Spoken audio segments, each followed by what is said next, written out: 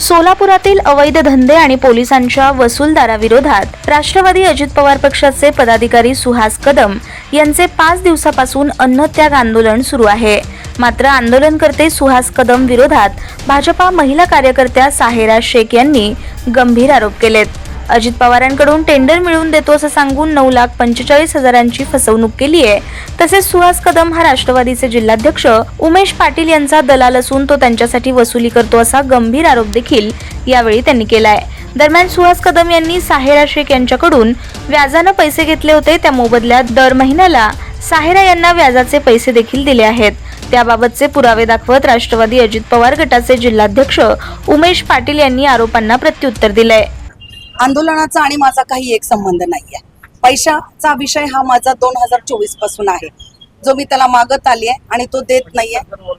त्यामुळे मला 28 तारखेला मागची आमची मीटिंग झाली होती, शेवटची त्याला मी बोलले होते काय करतोस, देतोस की नाही। तेव्हा त्यानं मला सांगितलं होतं ताई मी लवकरच एक आंदोलन करायला लागलोय, मी आंदोलनाला बसतोय आणि पोलिसांनी मला ऑफर दिलेली आहे 20 लाखाची। जेव्हा माझ्याकडे पैसे येतील तेव्हा मी तुम्हाला त्यातले नक्की देईन, थोडंसं 30 तारखेपर्यंत थांबा तो म्हटला।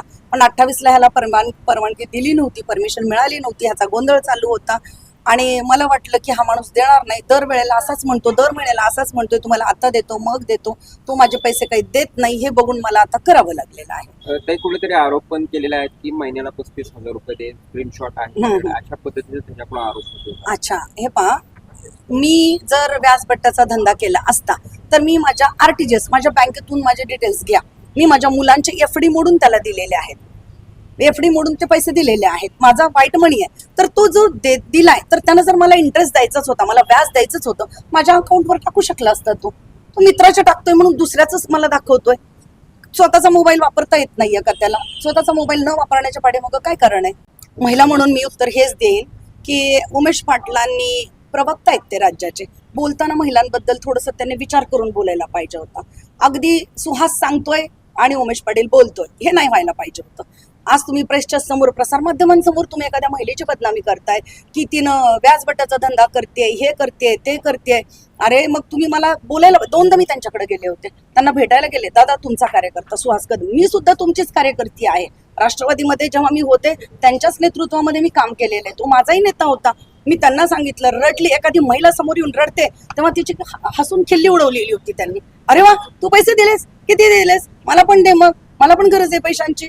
बरं ठीक आहे, मग मी म्हटलं दादा सिरियस घ्या थोडंसं। तेव्हा ते म्हटलं नाही मी ठीक आहे, मी सुहासला बोलतो।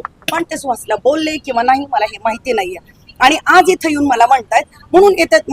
जसंच मी प्रसारमाध्यमांसमोर आले की CP माझी दखल घेत नाहीत, पोलीस प्रशासन माझी मदत करत नाहीये।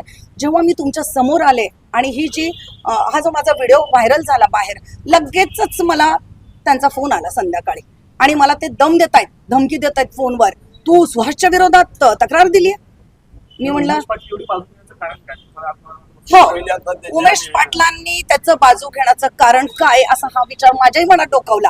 तेव्हा माझे सगळ्यांशी चर्चा होते, लोक म्हटले अहो मॅडम, उमेश पाटलांचा सुहास कदम हा दलाल आहे आणि तो त्यांचा वसूलदार आहे, त्यांनी हप्ते बांधून ठेवले जिल्हा परिषद इकडे तिकडे सगळ्या अधिकाऱ्यांचे, हा नेऊन पोहोचवण्याचं काम सुहास करतोय। मग नक्कीच सुहास कदमला पाठीशी घालणार, सायरा शेख असं काहीच करत नव्हती। सोलापूर शहर राष्ट्रवादी युवक काँग्रेसचे शहराध्यक्ष सुहास कदम हे मागच्या 4 दिवसापासून अन्नत्याग आंदोलन करत आहेत। मागच्या 1 ते 1.5 महिन्यापासून सोलापूर शहरातल्या अवैध धंद्याच्या संदर्भानं त्यांनी आवाज उठवलेला आहे। सोलापूर शहरामध्ये मटका, गुटखा, चक्री, मसाज पार्लर, डान्स बार, जुगार, अवैध दारू विक्री अशा पद्धतीचे अनेक अवैध व्यवसाय जे आहेत ह्या सोलापूर शहरामध्ये चालू आहेत। हे तुम्हाला आम्हाला सगळ्यांना माहिती आहे, ही वस्तुस्थिती आहे। आणि याच्या संदर्भामध्ये काही पोलीस दलातले हवालदार जे कर्मचारी आहेत किंवा अधिकारी म्हणा त्यांना, तर हे त्यांना पाठीशी घालतात आणि या सगळ्या लोकांकडून हप्ते वसुली करून अशा पद्धतीच्या अवैध धंद्यांना संरक्षण देतात।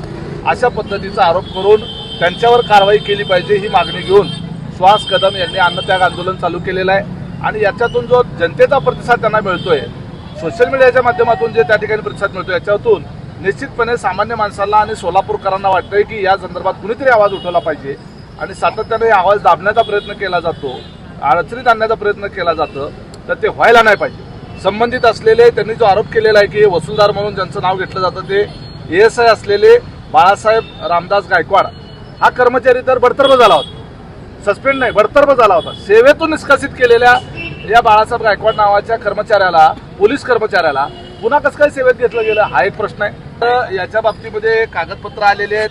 वास्तविक सुहास कदम यांनी त्या महिलेच्या विरोधामध्ये अगोदर तक्रार दिलेली आहे. त्याची तारीख जी आहे ती 2/7/2026 ला सावकारीच्या अंतर्गत त्यांच्या विरोधामध्ये तक्रार दिलेली आहे. त्याची ही कॉपी आहे. आणि मग त्यांनी दुसऱ्या दिवशी सुहास कदम यांच्या विरोधात क्रॉस कंप्लेंट दिलेली आहे. आता त्याच्यामध्ये दिलेल्या कंप्लेंटच्या बाबतीमध्ये त्यांच्या माध्यमातून झालेलं जे ट्रान्झॅक्शन आहे, हे ट्रान्झॅक्शन जे काय दर्शवतं, दर महिन्याला 32,000, 30,000, 33,000 हे दर महिन्याला त्या ठिकाणचं ट्रान्झॅक्शन त्या ठिकाणी दिसतं.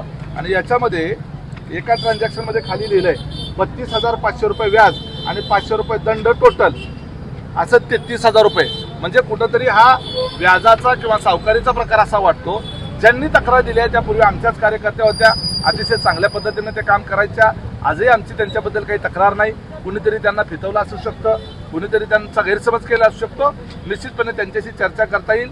आम्हाला त्या ठिकाणी ते हा मुद्दा आणि याची कुठेही सांगडा असायचं काही कारण नाही असं मला वाटतं. दादा, तुमच्याच पक्षाच्या कार्यकर्त्यांनी तुमच्याच पक्षाच्या कार्यकर्त्याकडून जे आहे ते पैसे व्याजाने घेणे आणि त्याचं व्याज परत भरणे ही कितपत कायदेशीर प्रक्रिया वाटते तुम्हाला? कायद्याच्या भाषेत हे योग्य आहे का? हे पहा, हे आज अनेक ठिकाणी एकमेकांना मदत करणं, एकमेकांकडून उसने पैसे घेणं, एकमेकांना आर्थिक अडचणीत मदत करणं हे चालू असतं.